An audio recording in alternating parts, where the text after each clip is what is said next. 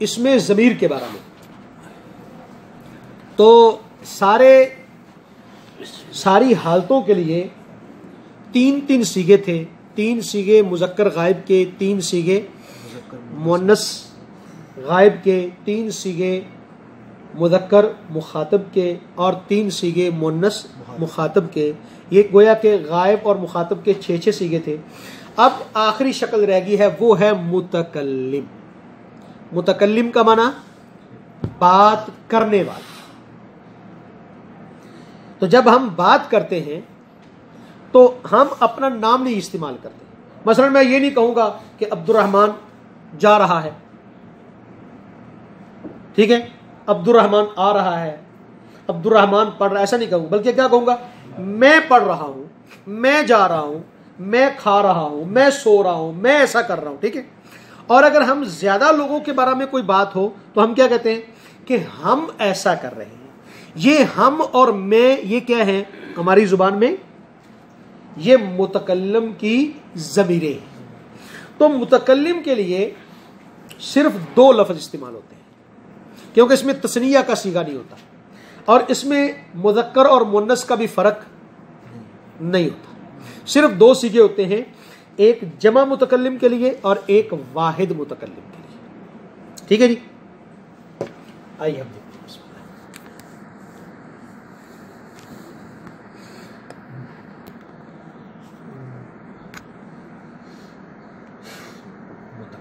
ठीक है जी। अच्छा, आना,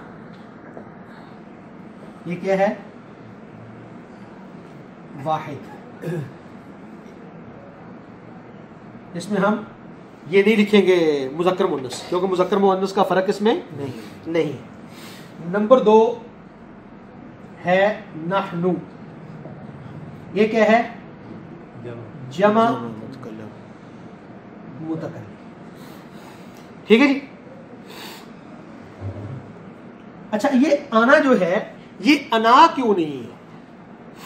हमारी उर्दू ज़बान वालों ने वैसे इसको अना ही बनाया है, इसी से अना है, अपनी इज्जत, अपनी खुददारी। तो ये अरबी ज़बान में अना नहीं पढ़ा जाता, ये क्या पढ़ा जाता है, आना। ये गोया के असल में इस तरह है, ऐसे आना, लेकिन आना नहीं लिखा जाता, लिखा अना जाता। उसकी वजह यह है कि पहले शुरू में अरबी जुबान पर ये एराब जो थे, जबर जेर, ये नहीं लगाए जाते थे, ठीक है। एराब जबर जेर नहीं लगाए जाते थे। तो उस वक्त एराब इजाद ही बाद में हुए, नबी सल्लल्लाहु अलैहि वसल्लम से भी बाद में, सहाबा के भी बाद में, सहाबा के आखिर दौर में।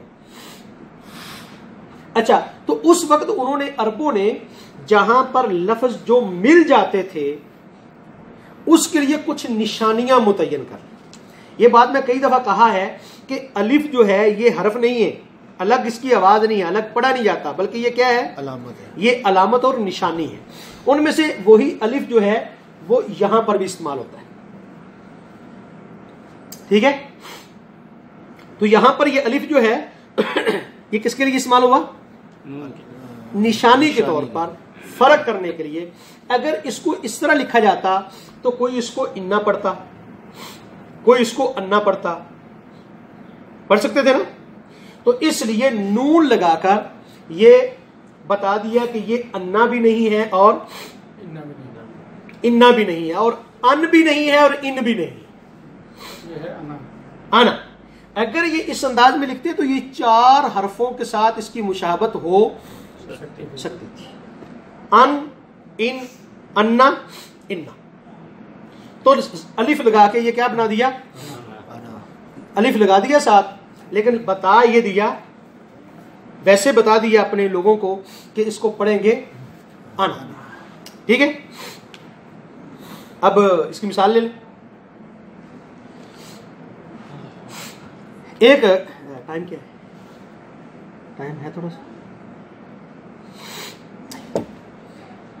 एक कोई बदमाश था किसी इलाके में, तो बादशाह की फौजों ने बड़ा उसका मुकाबला किया, लेकिन वो पकड़ा नहीं गया। तो बादशाह ने सोचा कि यार इसको ना एक दूसरे ढंग से, प्यार वाले ढंग से इसको पकड़ना चाहिए। उसने अपने वजीर को कहा कि उसको खत लिख कि हम आपसे मुज़ाकरात करना चाहते हैं, हम आपसे सुलह करना चाहते हैं, आप हमारे पास आओ, पुराने सारे हमारे झगड़े लड़ाई सब ख़त्म, आप हमारे पास आओ, हम आपको अपनी हुकूमत में शामिल करते हैं, ये करते हैं, वो करते हैं, जिस तरह हमारी सियासी बातें करती हैं। अच्छा, तो हम आपको इज्जत देंगे, आपको एहतराम देंगे, और नीचे लिखा इंशाअल्लाह। ठीक है। अब वो वजीर उस बदमाश के साथ मिला हुआ था, और आज भी ऐसा ही है, जितने बदमाश होते हैं कोई ना कोई वजीर उनसे मिला होता है। अब वजीर ने खत लिखा, तो उसने जब लिखा ना इंशाअल्लाह, तो उस पे अलिफ डाल दिया ना, शद डाल दी हल्की सी, इंशाअल्लाह के नून पर हल्की सी उसने शद डाल। अब जो खत उस बदमाश के पास पहुंचा, बदमाश वो भी बड़ा पढ़ा लिखा था, उसने जब गौर किया ना कि यार ये इंशाअल्लाह पर मद क्यों पड़ी हुई है, शद क्यों पड़ी हुई है, उसके फौरन ज़हन में कुरान मजीद की एक आयत आ गई, सूरत कसस की, इन्नल मलअ यअतमिरून लियक़्तुलूक। ठीक है, कि एक आदमी हज़रत मूसा अलैहिस्सलाम के पास आया और आकर कहा कि फिरौन के दरबार में वजीरों का मशवरा हो रहा है कि आपको कत्ल कर दें, इसलिए भाग जाओ। ठीक है। अब उसने समझ लिया कि वजीर साहब ने मुझे इशारा दे दिया है कि ये सब बादशाह का झूठ है। उसने खत लिखा, उसने कहा जी मैं अनकरीब आपके पास आ रहा हूं, ठीक है, मैंने भी पुरानी सारी चीजें खत्म कर दी हैं, और नीचे उसने लिखा इंशाअल्लाह, और उसके साथ उसने ये डंडा थोड़ा सा लगा दिया।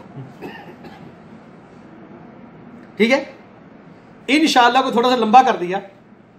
अब वजीर ने जब देखा तो उसको भी समझ लग गई, वो कुरान मजीद की एक और आयत की तरफ इशारा था कि ये काम मैं कभी नहीं करूंगा, मैं इतना पागल नहीं हूं। हाँ जी, ये तो ऐसे था एक अजाफी बात। हाँ जी, वाहिद मुतकल्लम के लिए लफ्ज क्या इस्तेमाल होता है, आना। जैसे फिरौन ने क्या कहा था, आना रब्बुकुमुल आला। ठीक है जी, आना मैं। अच्छा, इसी की शक्ल आखिर पर क्या इस्तेमाल होती है, वो होती है या। क्या इस्तेमाल होती है, या। जैसे रब्बी, क्या मतलब, मेरा रब। कौमी, हाँ जी, मेरी कौम। ठीक है जी। और नहनु, नहनु क्या है, जमा मुतकल्लम के लिए। हज़रत यूसुफ अलैहिस्सलाम के भाइयों ने कहा नहनु उस्बतुन, हम एक मजबूत जमात हैं, तो नहनु हम। अच्छा, यही जब आखिर पर इस्तेमाल होता है तो ये होता है ना। ठीक है, शुरू में ये नहनु हो जाएगा, और आखिर पर यही मैं का जब माना आएगा तो उसके लिए लफ्ज क्या इस्तेमाल होगा, ना। जैसे इन्ना अंज़लना। ठीक है, इन्ना अंज़लनाहु, हमने कुरान को नाज़िल किया। अंज़लना दो दफा आ गया, इसमें भी ना आ गया और इसमें भी ना। इन्ना आतैनाका अल कौसर। ठीक है जी। तो मैं के लिए दो इसमें ज़मीर, एक शुरू में शक्ल नहनु और आखिर पर शक्ल ना, और वाहिद के लिए शुरू में आना, ठीक है, और आखिर पर बस। इसमें किसी भाई का कोई सवाल?